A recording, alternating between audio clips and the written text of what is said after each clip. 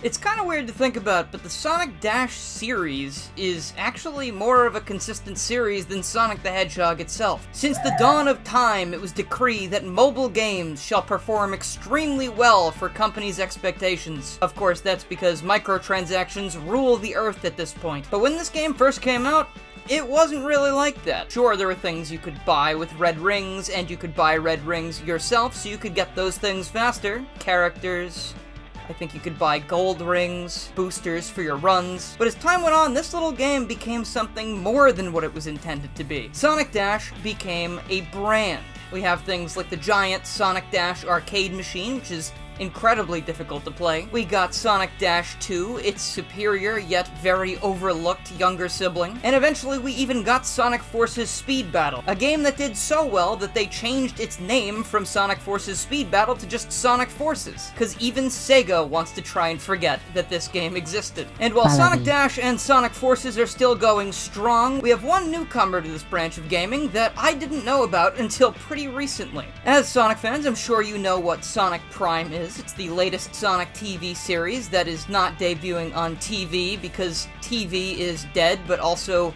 not really because streaming services are just looping around to becoming TV again. And if you're curious about my opinion on this show in particular, I have to give it a 1.5 thumbs down out of 10. Don't get me wrong on a few things though. The voice cast, for having absolutely no returning actors, completely knocks it out of the park. Every single character sounds exactly like they should, or better in some cases. For instance, I think Eggman and the Chaos Council all sound fantastic. As characters though, not the word I would use to describe them. Characterization is a very touchy subject for this series, and in this show specifically, a lot of the characters don't act like themselves because they are not themselves. We have very few interactions with the actual main cast, and Sonic is there the whole time, but he's kind of a doofy but lovable goofball. I think unanimously the fandom has decided that Shadow is the best part of this show, yet they underuse him to a criminal degree, and whether that be because of Sega mandates or whatever, it just seems like a poor choice. Sonic Prime goes on for too long, and it doesn't bring enough to the table to be very interesting, and at most I can say it's something that will waste your time and provide only a few laughs here and there. Sonic Prime Rib, on the other hand...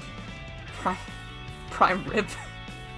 That's not what it's called, sorry. Sonic Prime Dash, on the other hand, is the newest entry in the Sonic Dash franchise, and it's something that I was not aware of until just recently. This is a game you can find under the Netflix gaming brand, which is something I also didn't know about, and I was so unknowledgeable of the fact that it existed that I was actually looking to play this game on the Netflix app itself. I am 95 years old, I'm very sorry. Instead, if you have a Netflix account, you are able to download Sonic Prime Dash in the App Store of your choosing, log into your Netflix account, and then suddenly, you're playing Sonic Dash again, except with my favorite feature that I've ever seen: no microtransactions whatsoever. This game includes everything that Sonic Dash has to offer, including the little builder segment where you get to revitalize the zones, take them back from Eggman's control, and make these little critters oh so happy. You've of course got the multitude of playable characters that have been being drip-fed since Sonic Forces Speed Battle apparently just kind of shares them with this game. It's almost like hand-me-downs or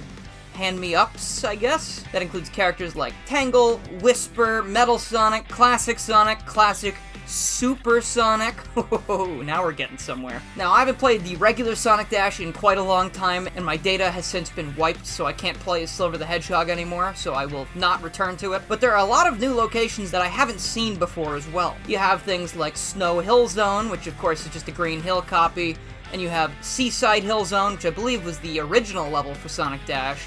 Then you got things like Green Hill Zone, which is just a Green Hill Zone copy, of course. But unique to Sonic Prime Dash, we have New York City, which is actually my least favorite location to be in because I find it a little bit harder to dodge obstacles here because of how, weirdly dark it is. But hey, it is a game adaptation of a Sonic Prime location, and probably the only one that's actually worth adapting. Let's be real, what are we gonna do? Put the No Place or the Boscage Maze in here, and I don't know, it's just gonna look like a generic jungle or a bunch of water. It's like a bootleg One Piece. And don't let that little store button on the main page fool you. You click that thing and you can actually spend your red rings on buying characters, trading for gold rings, and getting gems to further your progress in the builder section. The builder section, of course, will then send you on the path to collecting more characters, but you can also participate in the game's events, which allow you to unlock characters by collecting a stupid amount of tokens, such as what I'm doing with Tangle right here. After collecting 500 Tangle tokens, you're allowed to keep going, collecting tokens, and these tokens are actually used to upgrade your characters so you can keep your runs going longer. You might be saying, if this game is so similar to Sonic Dash, why am I talking about it? Well, I'm a bit of a completionist. I talked about a whole lot of mobile Sonic games over the last few years, and they just keep coming. I do want to talk about things like Sonic Dream Team at some point, which was just reported to be having another content update, which is adding a brand new stage, which gives me hope for this game's lifespan. But this is a game that I have recently been addicted to, thanks to my friend Channel Pup telling me that it exists. Now at least once a day I'm logging in to get these little bonuses and doing a run or two, just because, hey, I can't play as Tangle and Whisper in pretty much any other Sonic game aside from Sonic Rumble Blast 2, but that's not an official game, and this is. There's something really special about seeing the IDW characters come to life and, I guess as much life as a Netflix spin-off as an existing game can give, I guess. But I guess you're wondering, what makes this Sonic Prime Dash? Well, I guess the main fact is you start with a few new characters. You get Rusty Rose, Sonic from Boscage Maze, and everyone's favorite genocidal maniac, Nine the Tails the Fox duplicate. Follow me. They at least look cool. I think a lot of these newer characters are sort of weird because they have a lot of really cool animations and the models look really nice. Then you go back and see some of the models from the original Sonic Dash, like Amy, for instance. This is another thing my friend Channel Pup mentioned. Her run cycle is, I don't think anyone's ever run like this in the history of the universe. Maybe like Minnie Mouse in the first cartoon she ever appeared in. I don't know. Seems a little outdated, they should probably fix that. But much like Sonic Dash 2 Sonic Boom, this feels like it was made to simply cash in on the new show that was out at the time. And I don't know if that bodes well for Sonic Prime Dash, but I guess you can still play Sonic Dash 2, it hasn't been delisted or anything. And it's not like Sonic Prime Dash is worse than Sonic Dash for any reason. It's actually a little bit better if you ask me, because the microtransactions have taken a hike, preferably off the side of a mountain. So if you like Sonic Dash, but you don't like paying money for it, I guess aside from the, Netflix subscription you need to pay for, Sonic Prime Dash might be one for you. And if you're like me, and you don't pay for your Netflix subscription because you're mooching off of your parents, oh boy, what a nice free Sonic game you can play right there on your mobile device. So go in there, get addicted to a brand new Sonic game, and please, tell me your high scores down in the comments below. I would love to see how much better you are at the game than I am. I can't even beat the computer scores that have been baked into the game, because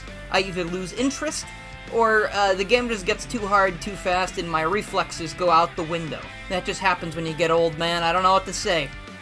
I wanted to give a huge thank you to the people who are currently supporting the channel, the people that make these videos possible for me to keep making. People like Keo Cartoons, Noah Wizbios, Mr. Dreamcast, Roscoe TGC, Nian, Danny Lee Dauber, Jeremy, Dax, Faye, Minty, Mega Trafficone, Scratch's Junkyard, Ty Little Tech Guy, Crystal, Dork in a Hat, Gino the Puppet, and Noah Wizbios again. That was over on Patreon. But, if you want to just get cool emotes to use in the chat below the videos and the little badge next to your name, feel free to click the join button and join these wonderful people. Thank you also to everybody in the $1 tier, because every little bit adds up and helps me in the long run. So thank you so much, and thank you for watching. I hope you have a wonderful, super fantastic, amazing day.